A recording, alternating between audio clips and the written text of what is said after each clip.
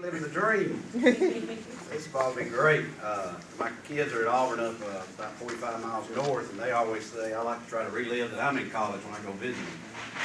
So let me tell you, I've been in the legislature for 16 years. I'm in the insurance business and newspaper business, and my partner's retiring. So I am merging both businesses in a new location, and just to let you know, it was time for me to let somebody else take over as minority leader. I've been doing it for 6 years. And I just needed a break, because right now I'm going through a lot, merging the businesses and doing everything I can do. However, we have a lot of capable members in our caucus that can be minority leader. The plan was Representative Dario Melton was supposed to take over in 2017, this next session. However, he decided to run for Mayor of Selma, and he won. So we lost Dario. Dario's a big loss, and I don't know if you ever had Dario come speak, but he'd make a great speaker too. He's still one of my close personal friends. So we didn't fill the caucus chair position, which is the position behind the minority leader that kind of does a lot of the work behind the scenes. So I may be the caucus chair. I may help out and do that if I need to, and I'll see what it entails. But I'm going to let the minority leader, whoever it may be, try to help work that situation out. So I love doing what I'm doing. I love being a Democrat. A lot of people tell me, they go, why are you a Democrat? And I got a lot of different reasons. I can tell you everything you want to hear. Ethan, isn't that right? Ethan works for us in our caucus office. Janie Ullman is in the back. She's going to be the new chief of staff. Lance and I, when he said he was going to retire, I decided I would retire. Lance is actually going to take a job with Alabama Manufactured Housing. And that's usually what the chief of staff does in the House Majority Minority Caucus. They'll work 3 or 4 years, and then they'll probably get, I would imagine he's making more money. But yeah, I know he is, but that's what they do. And he gets better benefits than what we can do.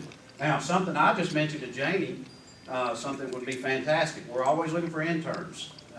Your classes will give you a class credit to become intern for our caucus.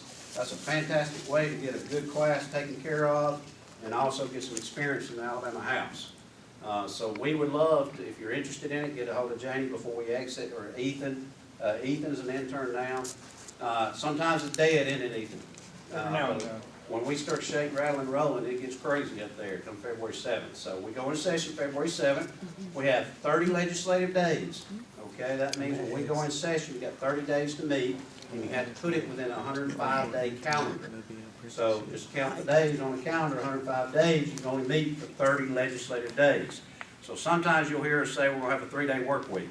That means we're going to go in session Tuesday, Wednesday, and Thursday. That means we'll have committee meetings in the morning on Wednesday and go in session at 4 p.m. on Wednesday, and we'll probably go to midnight Wednesday night. Then we'll come back in Thursday morning around 9 a.m. and go all day Thursday. That's to try to help expedite the calendar to get some bills out. When you're in the majority, which we're not, we were for 156 years, and I wish we were still in the majority, or we wouldn't have what we have going on today for the last 6 years. But when we try to do, the majority will try to push some of their bills out, what they call their agenda, and we'll try to cut a deal and get a couple of our bills out, which are on our agenda. We have some things that we're very interested in this year that finally our governor has called us into a special session on, was the lottery bill. I feel personally we need gaming in Alabama. I'm tired of people in Alabama going across state lines, and we're paying for Georgia's kids' education to go to college, Tennessee and Florida's, and then Mississippi have the casinos. I ran into somebody one day, and they said, I don't know why you're pushing for gaming. We don't have gaming in Alabama. I said, I don't know what you're looking at, because you haven't been to Wetumpka or Atmore. We have gaming in Alabama. It's just not taxed. And they want to get taxed. And all they want is a fair shot, and they deserve a fair shot. The Forest Creek Indians deserve a fair shot. What that's called is a compact. So if we entered into a compact with them, we could allow other places to have gaming too. I'll tell you something local, Victory Land, right up the road on 65, or what is that, 2085, isn't it? Somebody help me. I'm a highway, 85, right? 85 going to Auburn, God's country. You sure about that? Yeah, all right, listen to me. But right up the road, they passed a local bill. Well, I voted on the local referendum bill to allow the people in Macon County to vote whether or not they want to have games, dog track racing and bingo at their facility. The people in the county, which is called a constitutional amendment, a referendum, voted to approve what they have. Now, the Attorney General has gone and shut them down, and they couldn't open back up. Now they're opening back up under an umbrella that they're scared to death, they're gonna get shut down again. Now, y'all, let me tell you, when the people speak, that's democracy. That's the best form of government you can have, is a constitutional amendment, when the people vote and they want something in their area. We're not like California, where they can institute a referendum on their own, but that's something that passed the legislative body and the people voted on up in that area, and then your Republicans go and shut them down. But think of all the jobs that displaced, of all the people that had a job up there, and the money that the state was being able to get off the revenue of the taxes off the gaming industry. So what happened? All of a sudden, the Georgia border flooded again. People started flooding to Georgia, playing the lottery, because they want their lottery tickets. You can't stop people from gaming in Alabama. It's going to happen, so we might as well tax it and get some revenue out of it. I tell people in the churches, I'm Methodist, so I can drink a legal drink. Okay, all you Baptists, I know y'all have dinner on the ground, beer in the bushes. Okay, but I love being able to have a little fun every now and then, unfortunately. But what the problem is that if we're going to do it, let's go ahead and regulate it, and let's have a gaming commission, and let's get some revenue off of it so we can generate some money for the Education Trust Fund. Now, another thing that the governor wants to do this session is a prison bond issue.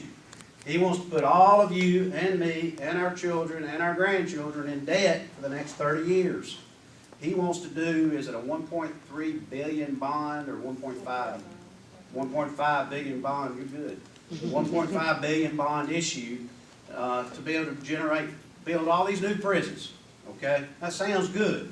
Let the inmates have a better place to stay, because what they're staying in isn't right. What we need is prison reform. We got people in prison that don't need to be in prison. We got people in prison that can be educated, and we can send them to a junior college, what we have already in the state of Alabama. We have a 2-year school system, one of the best in the country. Let's send them there like Louisiana did, and which has some of the toughest prisons in the country. And they told these inmates that were getting out on a 20-year sentence, if you'll go learn a trade, plumbing, electrical, carpentry, auto mechanic, anything like that, then we'll shorten your sentence by 2 years or whatever it was according to their crime, and we'll let you out. Now, there's something called recidivism. That means when you return to prison, okay? Once they started this program, they were at 80% recidivism rate, or returning to prison. They went down to 20%. Because now the inmates are getting out with a job and can go get a job and pay taxes, and that's what we want. Young people make bad decisions all the time that affect them for life. Every decision we make has a consequence, and we need to remember that. Even adults do it, unfortunately. So what we need to do is make sure that we train these inmates that are getting out and be able to get them a job where they're paying taxes. We want them to pay taxes, don't we? Because when they go back to prison, that raises our taxes. We don't want people in prison. Well, the governor and the Republicans' philosophy is build bigger and better prisons so we can lock up more people.